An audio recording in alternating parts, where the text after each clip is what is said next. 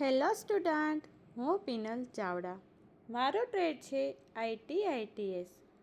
આજનો વિડીયો છે ક્લાસ 10 માટે. Class 10 domestic data entry operator. આપણે જોઈએ યુનિટ નંબર 1, લિબ્રે ઓફિસ રાઇટરનો ઉપયોગ કરીને ડિજિટલ ડોક્યુમેન્ટેશન એડવાન્સ. આજે આપણે આ વિડીયોમાં યુનિટ 1નું પ્રકરણ જે છે 3, રાઇટરના એડવાન્સ ફીચર, તેમાં આપણે એક ટોપિક છે ટેબલ ઓફ કન્ટેન્ટ્સ જાળવવું, તે આજે આપણે ડિટેલમાં જોઈશું. હવે આપણે જાણીએ છીએ કે ટેબલ ઓફ કન્ટેન્ટ્સ એક કોઈ પણ સમયે સમગ્ર ડોક્યુમેન્ટનો સ્નેપશોટ છે. જો ડોક્યુમેન્ટ સેક્શન, શીર્ષકો અથવા પેજ નંબરિંગમાં કોઈ પણ ફેરફારો કરવામાં આવ્યા હોય તો તે ટેબલ ઓફ કન્ટેન્ટ્સમાં પણ પ્રતિબિંબિત થવું જોઈએ. ટેબલ ઓફ કન્ટેન્ટ્સની જાળવણીમાં ટોક અપડેટ અને ડિલીટ કરવાનો સમાવેશ થાય છે. તો આજે આપણે ટોકનો અપડેટ કરવો અને ટોકને કઈ રીતે ડિલીટ કરવું તે જોઈએ. તો છે ટોકને અપડેટ કરવું. રાઇટર આપમેળે ટોક અપડેટ કરતું નથી. ટોકને મેન્યુઅલી કેવી રીતે અપડેટ કરવું તે આપણે જોઈએ. હવે અહીંયા આપણે એક પ્રાયોગિક પ્રવૃત્તિ આપણને આપેલી છે 3.2 તમારી બુકમાં છે. ડોક્યુમેન્ટમાં કેટલાક વધુ સેક્શન ઉમેરવામાં આવ્યા છે, તે મુજબ ટોક બદલવાની જરૂર છે. ટોકને મેન્યુઅલી અપડેટ કરવા માટે નીચે આપેલા પગલાં છે તે આપણે જોઈએ. હવે આપણે તેને કઈ રીતે મેન્યુઅલી અપડેટ કરવું તેના પગલાં આપણે જોઈએ. પગલું પહેલું, ટોકમાં ગમે ત્યાં રાઇટ ક્લિક કરો. પગલું બીજું, આકૃતિમાં 3.11માં બતાવ્યા પ્રમાણે પોપઅપ મેનુમાંથી અપડેટ ઇન્ડેક્સ વિકલ્પ છે તેને સિલેક્ટ કરો. ડોક્યુમેન્ટમાં થયેલા કોઈપણ ફેરફારોને રિફ્લેક્ટ કરવા માટે રાઇટર ટોક અપડેટ કરે છે. ટોકમાં રિફ્લેક્ટ થયેલ ફેરફારો આકૃતિ 3.12માં દર્શાવેલ છે. જુઓ અહીંયા તમે આકૃતિ 3.11 છે તે જોઈ શકો છો.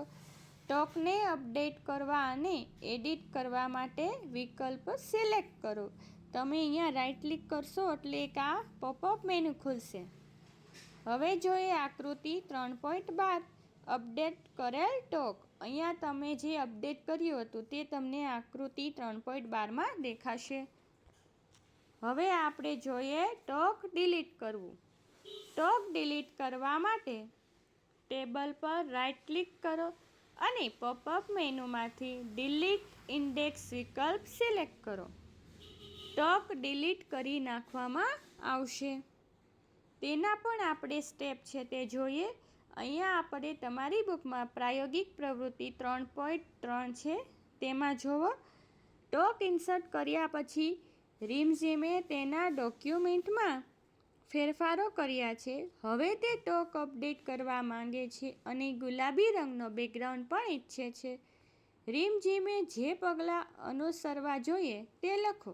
તો હવે અહીંયા આપણને એક પ્રાયોગિક પ્રવૃત્તિ આપી છે, તેમાં તેને રિમઝીમના જે એને ફેરફાર કરવા છે તેના પગલાં લખ્યા છે તે જોઈએ. પગલું પહેલું, ટોક અપડેટ કરવા માટે ટોકમાં ગમે ત્યાં રાઇટ ક્લિક કરો. પોપઅપ મેનુમાંથી અપડેટ ઇન્ડેક્સ વિકલ્પ છે તેને સિલેક્ટ કરો, જેમ આકૃતિ 3.11માં બતાવવામાં આવ્યું છે. પગલું બીજું, રંગીન પૃષ્ઠભૂમિ લાગુ કરવા માટે ટોક પર ગમે ત્યાં રાઇટ ક્લિક કરો અને પોપઅપ મેનુમાંથી એડિટ ઇન્ડેક્સ વિકલ્પ સિલેક્ટ કરો. પગલું ત્રીજું, ટેબલ ઓફ કન્ટેન્ટ્સ, ઇન્ડેક્સ અથવા બિબ્લિયોગ્રાફી ડાયલોગ બોક્સમાંથી બેકગ્રાઉન્ડ ટેબ સિલેક્ટ કરો. વર્તમાન બેકગ્રાઉન્ડ રંગ સક્રિય રંગ વિન્ડોમાં પ્રદર્શિત થશે. પગલું ચોથું, ડાયલોગ બોક્સની ટોચ પરના રંગ બટન પર ક્લિક કરો. પગલું પાંચમું, કલર્સ પેલેટમાંથી ઇચ્છિત રંગ સિલેક્ટ કરો. સિલેક્ટ કરેલ રંગ નવી કલર વિન્ડોમાં દેખાશે. પગલું 6, ટોક પર ઇચ્છિત રંગ લાગુ કરવા માટે ઓકે પર ક્લિક કરો. આ રીતે તમારે જે ચેન્જ કરવા હતા તે ચેન્જ થઈ જશે. તો આજે આપણે આ વિડીયોમાં ટેબલ ઓફ કન્ટેન્ટ્સને જાળવવું, તેમાં ટોકને કઈ રીતે અપડેટ કરવું અને ટોકને કઈ રીતે ડિલીટ કરવું તે આપણે ડિટેલમાં જોયું, જે હવે તમને સારી રીતે સમજાઈ ગયું હશે. ચાલો ફરી મળીશું. આવજો. Thank you.